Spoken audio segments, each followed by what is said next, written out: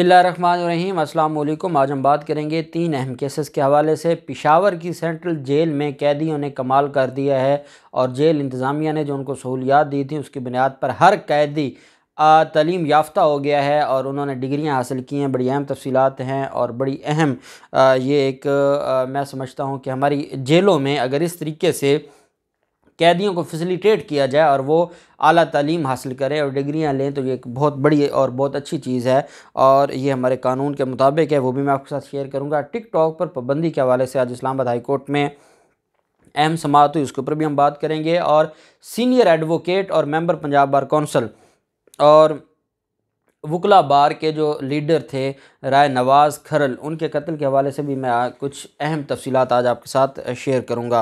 पहले हम बात कर लेते हैं टिकटॉक पर पाबंदी के हवाले से। आप जानते हैं टिकटॉक पर पाबंदी का जो मामला है पहले सिंध हाई कोर्ट में चलता रहा, फिर ये इस्लामाबाद हाई कोर्ट में गया और टिकटॉक और हुकूमत के दरमियान कुछ इश्यूज़ के ऊपर इख्तलाफात थे।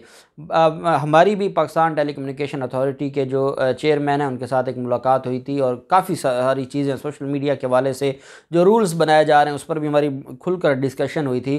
तो उनका ये कहना था कि टिकटॉक हमारे साथ कोऑपरेट नहीं करता और टिकटॉक को जब हम कहते हैं कि ये वीडियोस को ब्लॉक किया जाए, ये फाहिश मवाद जो है इसको ब्लॉक किया जाए, तो वो ब्लॉक नहीं करते, जिसकी वजह से ये बेसिकली इनके दरमियान मसाइल पैदा हुए। सिंध हाई कोर्ट के हुक्म पर, पेशावर हाई कोर्ट के हुक्म पर टिकटॉक को बंद किया गया और वो एग्जेक्टिव का फ़ैसला नहीं था बल्कि वो अदालती फ़ैसला था जिसकी बुनियाद पर टिकटॉक और ये सारे मामलात चलते रहे।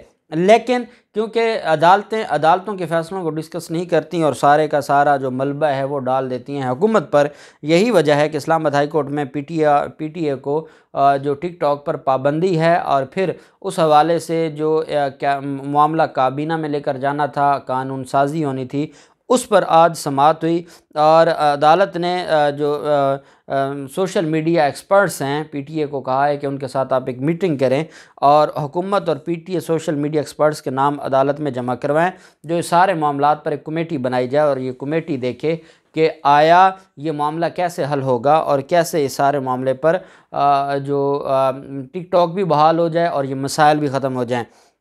अदालत ने चीफ जस्टिस अतर मिनल्ला साहब ने इस्तफसार किया कि पीटीए ने क्यों पाबंदी लगा रखी है। अदालत ने कहा कि जो ये मामला है, इस मामले में अदालत में ने अपने रिमार्क्स में कहा कि अदालत ने जो हदायत की थी उसका जवाब मौजूद नहीं है। पीटीए ने पेशावर और सिंध हाई कोर्ट में बयान हल्फी दिया। बयान हल्फी में कहा गया टिकटॉक पर 1% मवाद काबिल एतराज़ होता है। मुतवस्त तबका अपने टैलेंट को उजागर करके इस प्लेटफॉर्म से कमाई कर रहा है। प्लेटफॉर्म को ब्लॉक करते हुए क्या किसी एक्सपर्ट से राय ली गई? अटार्नी जनरल ने बताया था कि वो स्टेक होल्डर्स से मुशावरत करेंगे। प्लेटफॉर्म को ब्लॉक करना आइन में दिए गए हकूक़ की खिलाफ वर्जी है, ये कहना था इस्लामाबाद हाई कोर्ट का। इस्लामाबाद हाई कोर्ट ने कहा कि इस मामले को हल करने के लिए हुकूमती और सोशल मीडिया जो एक्सपर्ट्स हैं उनकी एक कमेटी बनाई जाए और अदालत को बताया जाए और अदालत में रिपोर्ट सबमिट करवाई जाए। अदालत ने कहा क्यों ना अदालत टिकटॉक को बहाल कर दे क्योंकि ये मामला कानून के मुताबिक नहीं लगता। बहरहाल अदालत ने फिर ये जो मामला है पीटीए को दोबारा रिपोर्ट तलब कर ली और नाम भी ले लिए हुकूमती ओहदेदारान के भी और सोशल मीडिया एक्सपर्ट्स के भी कि अदालत फिर उसके मुताबिक इस केस में बनाएगी जो इंक्वायरी कमेटी बनाए या उसको कमेटी का नाम दिया जाएगा जो ना सिर्फ इन मसाइल को डिस्कस करेगी बल्कि इसकी बहाली के हवाले से भी काम करेगी। अदालत ने पीटीए को जवाब जमा करवाने का हुक्म जारी करते हुए 22 नवंबर तक समाअत मुलतवी कर दी और ये मामला फिर 22 नवंबर तक लटक गया। फिर बात आ जाती है राय नवाज़ खरल साहब के कत्ल की और आज पंजाब भर में स्ट्राइक थी, हड़ताल थी, वकला अदालतों में पेश नहीं हुए और उसकी वजह यह है कि जो सीनियर वकील हैं राय नवाज़ खरल, उनको घर में घुसकर कत्ल किया गया था। आज सुबह उनका जनाजा था, पूरे पंजाब से वकला ने शिरकत की, बहुत बड़ा जनाजा था। इस हवाले से जो अदालत जो पुलिस हुकाम है उनका ये कहना है कि हमने जो गिरफ्तार मुलजमान हैं उनकी गिरफ़्तारी के लिए कार्रवाइयाँ जारी हैं। मुलजमान फ़रार हो गए थे उस ज़िला से और मुलजमान ने प्री प्लान तरीके से कत्ल किया और फिर कत्ल होने के बाद वो फ़रार हो गए थे।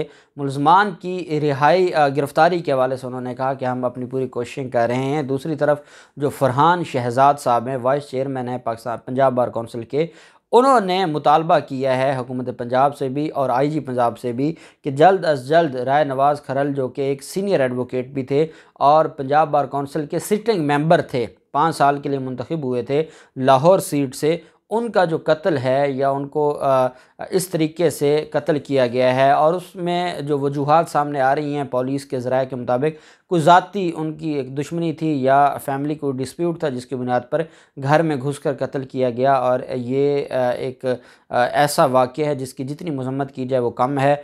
हम भी गुजारिश करेंगे हुकूमत पंजाब से भी और साथ मुतालबा करेंगे IG पंजाब से कि जल्द अज जल्द मुलज़मान को गिरफ़्तार किया जाए और उनका जो भी इख्तलाफ हो, जैसे आपने देखा शादरा में 3 नौजवानों का कत्ल किया गया, तो मामलात कुछ भी हों, बात कुछ भी हो, दुश्मनी कोई भी हो, लेकिन किसी को भी कानून हाथ में लेने की इजाज़त नहीं होनी चाहिए। इस तरह फिर मामलात कानून के मुताबिक नहीं रह सकते और मामलात फिर ख़राबी की तरफ जाते हैं।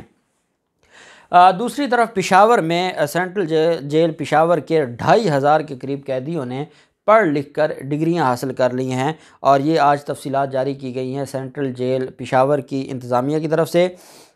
सेंट्रल जेल पेशावर में 2434 कैदियों ने डिग्रियाँ हासिल की, 528 कैदियों ने मैट्रिक पास कर लिया है, 273 कैदियों ने FA पास कर लिया है। सेंट्रल जेल के कैदियों में से 106 कैदियों ने BA पास किया है और 12 कैदियों ने मास्टर्स की डिग्री हासिल कर ली है। और मैं ये समझता हूँ कि ये बहुत अच्छी चीज़ है। इसमें जो पेशावर जेल इंतज़ामिया है उनको भी अप्रिशिएट करना चाहिए कि उन्होंने पूरा मौका दिया और जो जेल रूल्स हैं जो इस बात की इजाज़त देते हैं कि आप वहाँ पर तालीम हासिल कर सकते हैं, फिर जो तालीम हासिल करता है उसको बाकायदा कंसेशन मिलती है उसकी सज़ा में, और ये सारी की सारी चीज़ें भी होती हैं। इस पर अप्रिशिएट करते हैं हम जो जेल सुपरिटेंडेंट हैं सेंट्रल जेल पेशावर के। फिर पाकिस्तान तहरीक इंसाफ की जो हुकूमत है खैबर पख्तूनख्वा की, ये उनके विजन के मुताबिक है और पाकिस्तान तहरीक इंसाफ की हुकूमत खैबर पख्तूनख्वा में जो काम कर रही है वो वाकई नज़र आ रहे हैं। सेंट्रल जेल पेशावर में कैदियों को दीनी और दुनियावी दोनों तलीमें दी जा रही हैं। जेल में कैदियों के लिए एक बड़ी लाइब्रेरी भी मौजूद है और गुज़श्ता बरस सेंट्रल जेल पेशावर में मुल्क का पहला इंडस्ट्रियल बेसमेंट भी बनाया गया था। इस बेसमेंट की तामीर का मकसद छोटी सनतों के क़याम का अमल में लाना था, जहाँ कैदियों के मुख्तलिफ़ कारखानों में काम करने के मौक़े के साथ साथ मुख्तलिफ़ शोबों में ट्रेनिंग भी दी जाती थी। तो ये वो चीज़ें हैं कि इस रियासत को भी फ़ायदा होता है।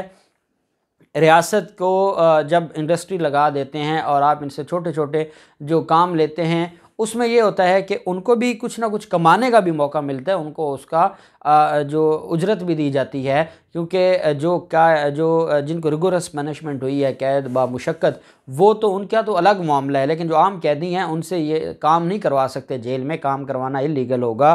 तो जब इनसे कारखानों में छोटे छोटे कारखाने और जो जिसका किसी भी काम में एक्सपर्ट है उसको उसके मुताबिक काम दिया जाए तो वो ना सिर्फ उनको उजरत मिलती है बल्कि उससे मामलात हुकूमत को भी फ़ायदा होता है, इदारों को भी फ़ायदा होता है। तो ये बड़ी अच्छी चीज़ें हैं और जैसे सेंट्रल जेल पेशावर ने ये एक बड़ा काम किया है, तो ऐसे ही पूरे मुल्क की जेलों में अगर कैदियों को हकूक़ दिए जाएँ, उनको तालीम का मौका दिया जाए, उनको काम करने का मौका दिया जाए, तो ये चीज़ें उनको वो चाहे जिस भी जुर्म में अंदर गए हैं तो अगर वो बाहर आएंगे तो वो एक अच्छा उनको उनकी ऐसी तरबियत होनी चाहिए कि वो दोबारा जुर्म की तरफ ना जाएं, वो दोबारा मुजरिम ना बने, वो दोबारा किसी ऑफेंस को अडॉप्ट ना करें, बल्कि वो एक अच्छे शहरी बनकर अपनी ज़िंदगी गुजार सकें। कुछ लोग 2 साल के लिए जाते हैं, 3 साल के लिए जाते हैं। यहाँ हमारी बदकिस्मती है जब कोई जेल में जाता है, आम आदमी जेल में जाके वापस आके क्रिमिनल बनकर आता है।